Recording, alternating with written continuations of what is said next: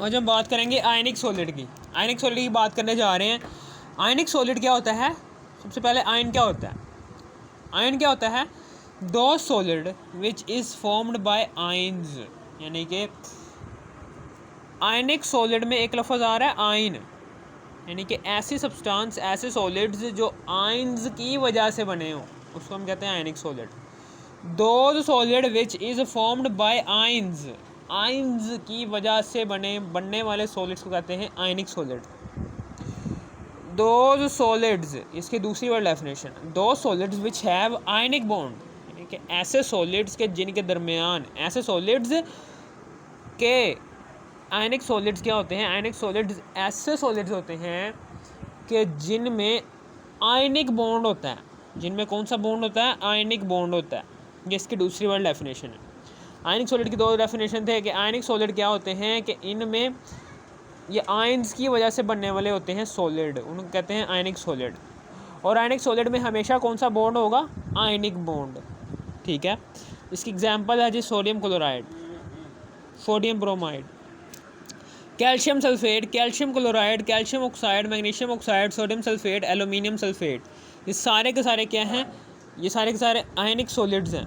Sodium chloride है जी Na+ और Cl negative वाला, जब ये टूटेगा तो दो आयन्स देगा, Na+, सोडियम आयन और क्लोराइड आयन। सोडियम ब्रोमाइड टूटेगा तो सोडियम आयन और ब्रोमाइड आयन देगा। कैल्शियम सल्फेट टूटेगा तो कैल्शियम आयन और सल्फेट आयन देगा।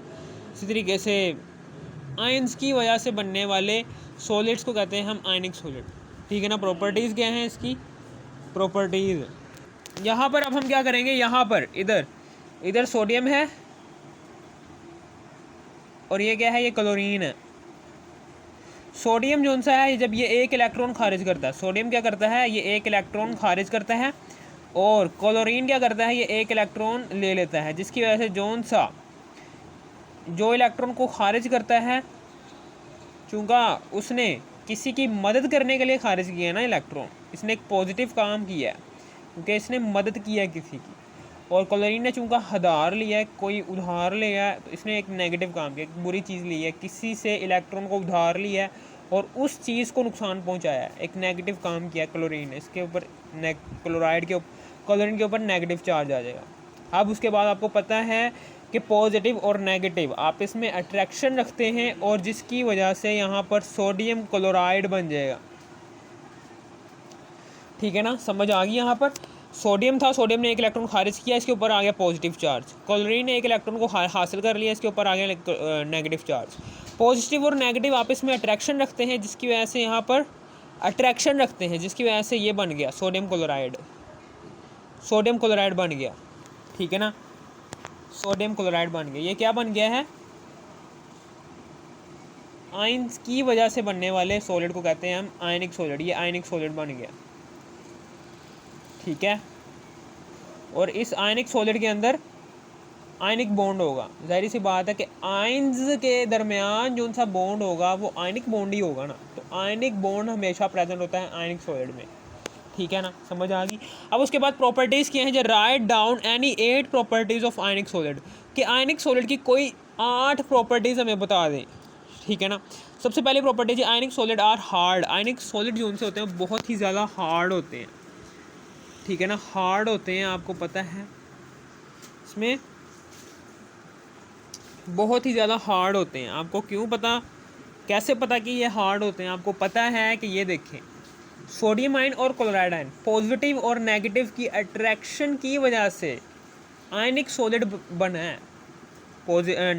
पॉजिटिव आयन यानी कि कैटायन और एनायन, कैटायन और एनायन की अट्रैक्शन की वजह से एक सब्सटेंस बनी है, तो वो सब्सटेंस जाहिर सी बात है हार्ड ही होगी ना, क्योंकि पॉजिटिव और नेगेटिव के दरमियान बहुत ही स्ट्रॉन्ग बॉन्ड बनता है। हमेशा याद रखना कि पॉजिटिव और नेगेटिव के दरमियान बहुत ही स्ट्रॉन्ग बॉन्ड बनता है। अगर यहाँ पर पॉजिटिव होता और यहाँ पर भी पॉजिटिव होता, अगर यहाँ पर नेगेटिव होता तो यहाँ पर भी नेगेटिव होता, यानी कि एक जैसे आयन्स जब आप इसमें बॉन्ड बनाते हैं ना, तो वो इतना स्ट्रॉन्ग नहीं बनता, वो वीक बॉन्ड बनता है। लेकिन जैसे ही दो मुख्तलिफ़ किस्म के आयन्स आप इसमें बॉन्ड बनाएंगे, एक पॉजिटिव होगा तो एक नेगेटिव होगा, तब जो सा बॉन्ड बनेगा वो बहुत ही स्ट्रॉन्ग बनेगा। और अब जो सी सब्सटेंस होगी ये हार्ड होगी, सख्त होगी। ठीक है ना, समझ आ गया। Ionic bond are solid, ionic solid are hard. फिर आयनिक सॉलिड जो उनसे थे have close packing. Ionic solid में क्लोज पैकिंग होती है, यानी कि मेरे कहने का मतलब क्या है कि चूँकि आपको पता है कि ये पॉजिटिव और कैटाइन और एनायन की अट्रैक्शन की वजह से बनने वाला सॉलिड है ना, कैटाइन और एनायन की अट्रैक्शन की वजह से बनने वाला सॉलिड है, कैटाइन और एनायन की अट्रैक्शन की वजह से बनने वाला सॉलिड है ये, तो जाहिर सी बात है वो क्लोज ही होगा ना, कोई खाली जगह नहीं होगी। ये देखें, ये सोडियम क्लोराइड का स्ट्रक्चर मैं ड्रॉ करने जा रहा हूँ। सोडियम क्लोराइड का स्ट्रक्चर है ये देखें ऐसे, ये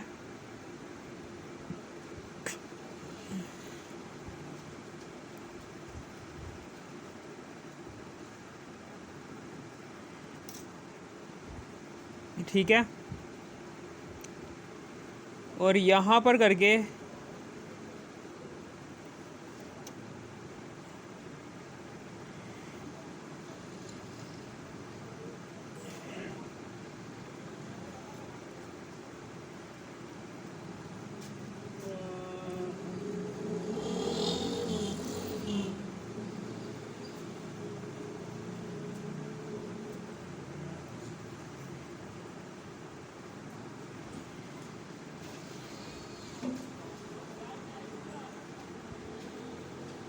ये देखें, ये है जी सोडियम आयन और ये है जी chloride ion, positive negative, positive negative, positive negative.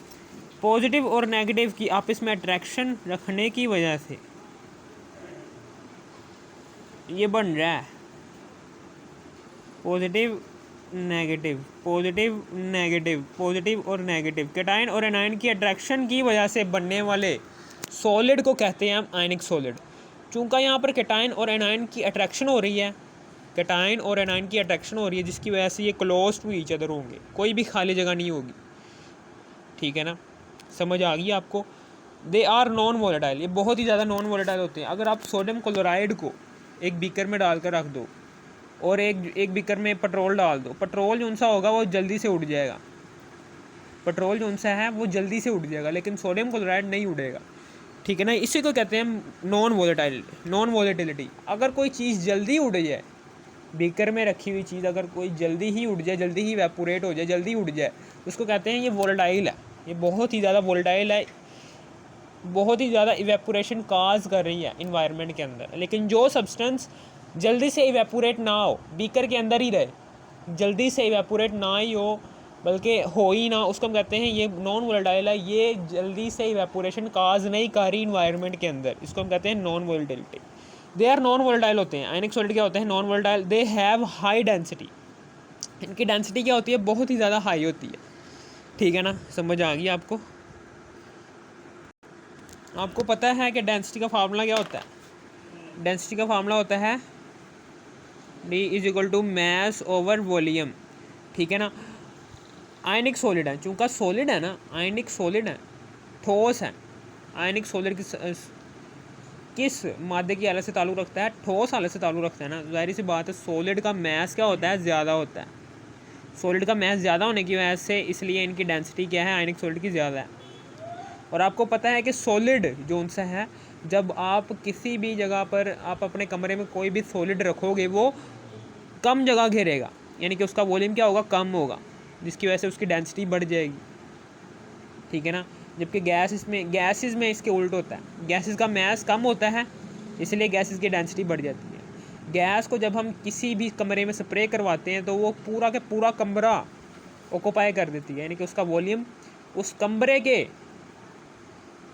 Volume के इक्वल होने शुरू हो जाता है, ठीक है ना। तो इसलिए उनका वॉल्यूम ज़्यादा होता है गैसेस का, जिसकी वजह से उनकी डेंसिटी कम हो जाती है, ठीक है ना। इसलिए हम कह सकते हैं कि सॉलिड्स में आयनिक सॉलिड की डेंसिटी क्या होती है? हाई होती है। दे हैव हाई मेल्टिंग पॉइंट। आपको पता है कि मेल्टिंग पॉइंट क्यों हाई है? Melting point of NaCl is 801 degree Celsius. Melting point क्यों इसके हाई है? क्योंकि आपको पता है कि कैटाइन और एनायन के दरमियान अट्रैक्शन हो रही है, जिसकी वजह से स्ट्रॉन्ग बॉन्ड बना हुआ है, ionic bond. Strong ionic bond बनने की वजह से यहाँ पर इसके मेल्टिंग पॉइंट बढ़ जाएंगे और बॉइलिंग पॉइंट भी बढ़ जाएंगे। दे हैव हाई बॉइलिंग पॉइंट, यानी कि अब ये देखिए एग्जांपल है जी, बॉइलिंग पॉइंट ऑफ NaCl का जो सा बॉइलिंग पॉइंट है वो 1413 डिग्री सेल्सियस है। फिर उसके बाद आगे की तरफ चले जाते हैं। इन ionic compound is non directional, यानी कि आयनिक कंपाउंड क्या होता है, वो नॉन डायरेक्शनल होता है।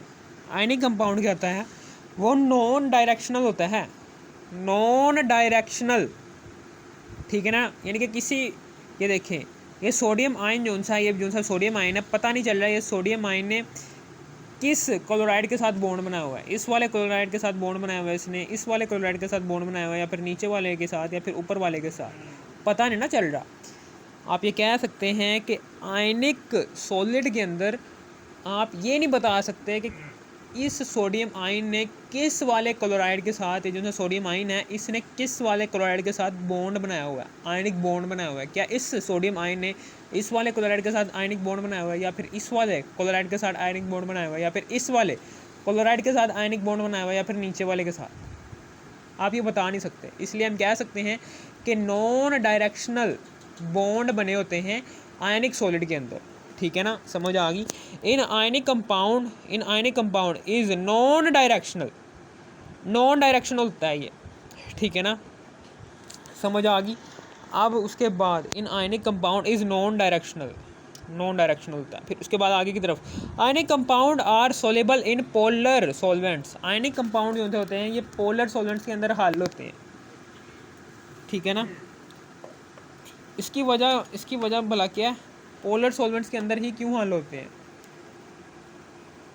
ठीक है ना, पोलर सॉल्वेंट्स के अंदर हल होते हैं। फॉर एग्जांपल H2 भी पोलर है और इथाइल अल्कोहल भी पोलर है। इन दोनों के अंदर आयनिक सॉलिड्स जोन से होते हैं वो कम्प्लीटली सोल्यूबल होते हैं, ठीक है ना। क्योंकि आपको पता है कि वाटर के अंदर जैसे ही हम आयनिक सॉलिड डालेंगे, ये आयनिक सॉलिड है सोडियम क्लोराइड, जैसे ही हम इसको वाटर के अंदर डालेंगे, ये वाटर है फॉर एग्जांपल, इसके अंदर डाला NaCl, सॉलिड था ये, तो सॉलिड क्या करेगा, जब ये वाटर के अंदर जाएगा, ठीक है ना, तो वाटर का मॉलिक्यूल भी टूट जाएगा, वाटर का मॉलिक्यूल भी H+ में और OH नेगेटिव में टूट जाएगा। तो H+ आयंस जोन से होंगे ये NaCl नेगेटिव के इर्द गिर्द घेरा बना लेंगे ऐसे करके, और जोन से OH नेगेटिव है वो OH नेगेटिव जोन से हैं ये Na+ के गिर्द घेरा बना देते हैं ऐसे करके।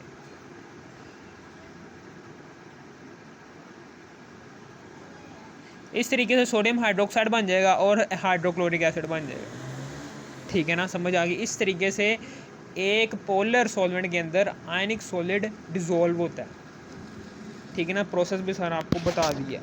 फिर उसके बाद आगे की तरफ जाते हैं कि ionic compounds are soluble in polar solvents. फिर उसके बाद आगे की बात करने जा रहा हूँ कि ionic compound shows the phenomena isomerism और पॉलीमॉर्फिज्म। आइसोमेरिज्म कौन सा फिनोमिना था कि जिसमें दो मुख्तलिफ सब्सटेंसेस एक जैसा स्ट्रक्चर शो करती हूँ, उसको कहते हैं आइसोमॉर्फिज्म। और पॉलीमॉर्फिज्म कहते हैं कि एक ही सब्सटेंस हो और वो दो मुख्तलिफ स्ट्रक्चर्स में पाई जाती हूँ, उसको हम कहते हैं पॉलीमॉर्फिज्म। इसलिए हम आयनिक सॉलिड क्या करते हैं, ये दोनों फिनोमेना शो करते हैं, आइसोमॉर्फिज्म भी और पॉलीमॉर्फिज्म भी, यानी कि दो सब्सटेंसेस एक जैसा स्ट्रक्चर शो करती हैं, उसको कहते हैं हम आइसोमॉर्फिज्म। दो सब्सटेंसेस एक जैसा स्ट्रक्चर शो करती हैं, सेम स्ट्रक्चर। पॉलीमॉर्फिज्म में क्या होता है, एक सब्सटेंस, पॉलीमॉर्फिज्म में क्या होता है कि एक सब्सटेंस जो सी होती है दो मुख्तलिफ स्ट्रक्चर्स में एग्जिस्ट करती है इस यूनिवर्स के अंदर। आइसोमॉर्फिज्म में क्या होता है, दो सब्सटेंसेस सेम स्ट्रक्चर में शो करवाती हैं अपने आप को इस यूनिवर्स के अंदर, उसको कहते हैं isomorphism. Ionic compound does not have molecular formula. Ionic compound का कोई भी मॉलिक्यूलर फार्मूला नहीं होता, दे हैव फार्मूला यूनिट, इनका सिर्फ फार्मूला यूनिट ही होता है, मॉलिक्यूलर फार्मूला नहीं होता आयनिक कंपाउंड का। आयनिक कंपाउंड का होता है फार्मूला यूनिट। मॉलिक्यूलर फार्मूला किसे कहते हैं कि पूरे के पूरे मॉलिक्यूल को ड्रॉ करना, यानी कि फॉर एग्जांपल ग्लूकोज है, ग्लूकोज का मॉलिक्यूलर फार्मूला होता है C6H12O6। इसी तरीके से फार्मूला यूनिट क्या होता है, एक यूनिट का फार्मूला। दो आयंस हैं, दोनों आइंस यानी कि फॉर्मूला यूनिट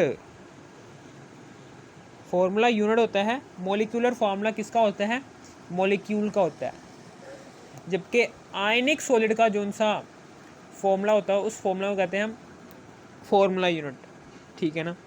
इसको हम कहते हैं मॉलिक्यूलर फार्मूला, जो कि आयनिक सॉलिड होता है उसका जो सा फार्मूला होता है उसको हम कहते हैं फॉर्मूला यूनिट। उसके बाद why ionic compounds are non conductor in solid state and good conductor of electricity in molten and aqueous state, ठीक है। ये क्वेश्चन आता है आपका कि वाई आयनिक सॉलिड जो से आयनिक सॉलिड्स होते हैं are non conductor in solid state, क्यों आयनिक सॉलिड जोन से होते हैं, आयनिक सॉलिड जोन से क्यों होते हैं, आयनिक सॉलिड क्यों नॉन कंडक्टर होते हैं सॉलिड स्टेट में, और क्यों गुड कंडक्टर होते हैं इलेक्ट्रिसिटी के इन मोल्टन स्टेट में। जब हम इसको एक्वस यानी कि पानी के अंदर डालते हैं तो क्यों आयनिक सॉलिड गुड कंडक्टर बन जाते हैं इलेक्ट्रिसिटी के, और क्यों ये गुड कंडक्टर नहीं होते इलेक्ट्रिसिटी के जब ये सॉलिड स्टेट में होते हैं। वजह सिर्फ एक ही है, हमेशा याद रखना कि इलेक्ट्रिसिटी जो सी होती है वो डिपेंड कर रही होती है चार्जेस के ऊपर। इलेक्ट्रिसिटी डिपेंड कर रही होती है चार्ज के ऊपर। जैसे ही चार्ज पैदा होना शुरू हो जाएगा तो इलेक्ट्रिसिटी फ़ौरन से उस सब्सटेंस में गुजरना शुरू हो जाएगी। चार्ज दो तरह के होते हैं, या तो वो इलेक्ट्रॉन्स की सूरत में पाया जाने वाला चार्ज होगा या फिर वो आयंस की सूरत में पाया जाने वाला चार्ज होगा। आयंस कोई से भी हो सकते हैं, कैटायन हो सकते हैं और एनायन हो सकते हैं। आपको पता है कि कैटायन और एनायन कहाँ पर पाए जाते हैं, आयनिक सॉलिड के अंदर कैटायन और एनायन दोनों ही आयंस एग्जिस्ट करते हैं। जब हम उसको पानी के अंदर डालते हैं ना, पानी के अंदर डालते हैं तो दोनों आयनिक सॉलिड के अंदर जो उनसे दोनों के दोनों आयंस हैं वो अलग अलग हो जाते हैं, यानी कि आयनिक सॉलिड के आयंस बनना शुरू होते हैं पानी के अंदर।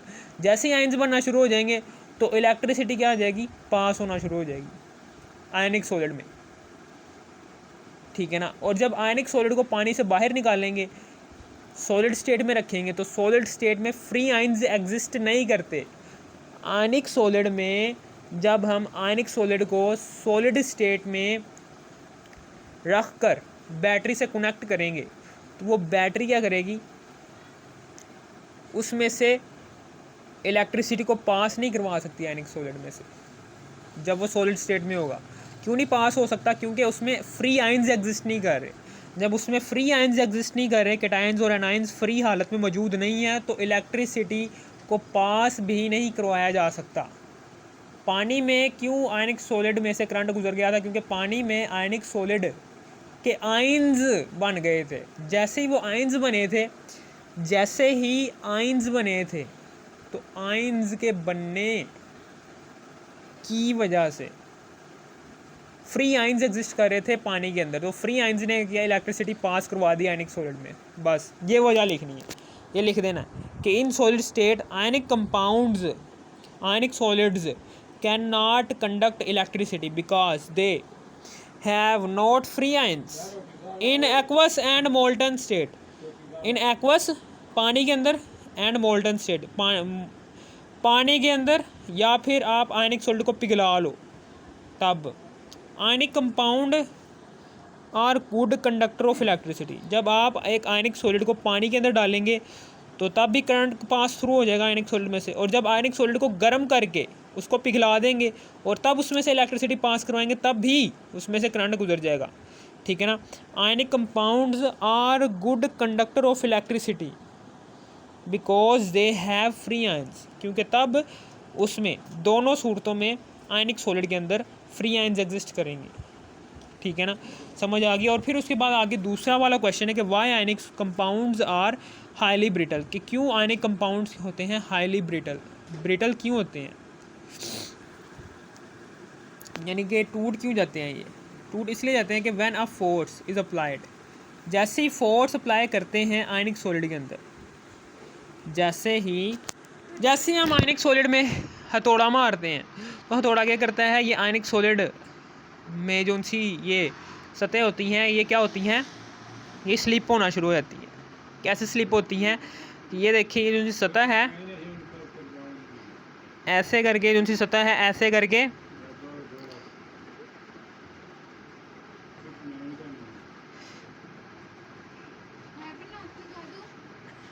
ला दे, ऐसे करके जो सी सतह है एक दूसरे के करीब आने शुरू हो जाती है। ये नेगेटिव है, ये पॉजिटिव है, ये नेगेटिव है, ये पॉजिटिव है, ये नेगेटिव है, ये पॉजिटिव है, ये नेगेटिव है, ये पॉजिटिव है, ये पॉजिटिव है, ये नेगेटिव है, ये पॉजिटिव है, ये नेगेटिव है, ये पॉजिटिव है, ये नेगेटिव है, ये पॉजिटिव है। और फिर उसके बाद इसके सामने ही बिल्कुल सेम, इसके सामने ही ये जो सी पहले कैटायन के सामने एनाइन आ रहा था, लेकिन अब कैटायन के सामने एनाइन नहीं आएगा, अब कैटायन के सामने कैटायन ही आएगा। यानी कि क्या होगा कि कैटायन ये एनाइन, जैसे ही आपने हथौड़ा मारा आयनिक सॉलिड के ऊपर, आयनिक सॉलिड की जो सी सरफेस है वो स्लिप हो गई। जैसे स्लिप हो गई तो कैटायन के सामने अब कैटायन नहीं, एनाइन नहीं आएगा, अब कैटायन के सामने कैटायन ही आएगा, ऐसे करके।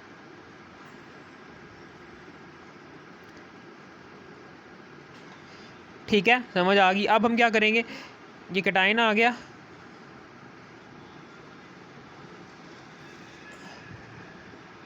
अब आपको पता है कि कैटायन और एनाइन, कैटायन को और एनाइन को आपस में एक दूसरे के साथ अट्रैक्ट नहीं करेंगे, बल्कि ये एक दूसरे को दूर धकेलेंगे। ये इधर जाएगा, ये उधर जाएगा, ये वाला कैटायन इधर जाएगा और ये वाला कैटायन उधर जाएगा। ये एनाइन जो सा है ये कैटायन उधर, ये इधर, ये इधर, ये इधर, ये एक दूसरे को परे परे धकेलेंगे, जिसकी वजह से सरफेस क्या हो जाएगी, आयनिक सॉलिड की सरफेस क्या हो जाएगी, एक दूसरे से दूर दूर हो जाएगी और आयनिक सॉलिड टूट जाएंगे।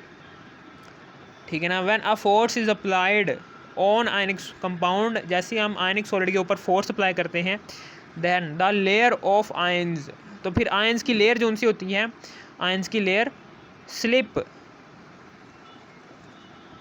Layers of ions slip and same ions slip हो जाती हैं और सेम आयंस जो उनसे एक जैसे आयंस होते हैं वो एक दूसरे के सामने सामने आते हैं। Same ions come in front of each other, same ions जो उनसे होते हैं वो एक दूसरे के करीब एक दूसरे के फ्रंट पर आ जाते हैं। और आपको पता है कि सेम आयंस जो उनसे होते हैं वो अट्रैक्ट नहीं करते एक दूसरे को। Ions come in front of each other and repel each other, और ये जो उनसे सेम आयंस होंगे ये रिपेल कर देंगे एक दूसरे को। जैसे रिपेल कर देंगे तो ionic compound, ionic solid is broken. जैसे ही सेम आयंस एक दूसरे को रिपेल करवाना शुरू कर देंगे आयनिक सॉलिड की लेयर में, तो आयनिक सॉलिड क्या हो जाएगी, आयनिक सॉलिड की लेयर ब्रोकन, टूटना शुरू हो जाएगी। इस तरीके से आयनिक सॉलिड टूट जाते हैं, ब्रेक हो जाते हैं। Ionic compound is broken, that's why ionic compounds are highly brittle. अगर आपको इस वीडियो की ज़रा सी भी समझ, थोड़ी सी भी समझ आ गई, इस वीडियो को तो लाइक और सब्सक्राइब और शेयर भी कर देना। Thanks for watching me.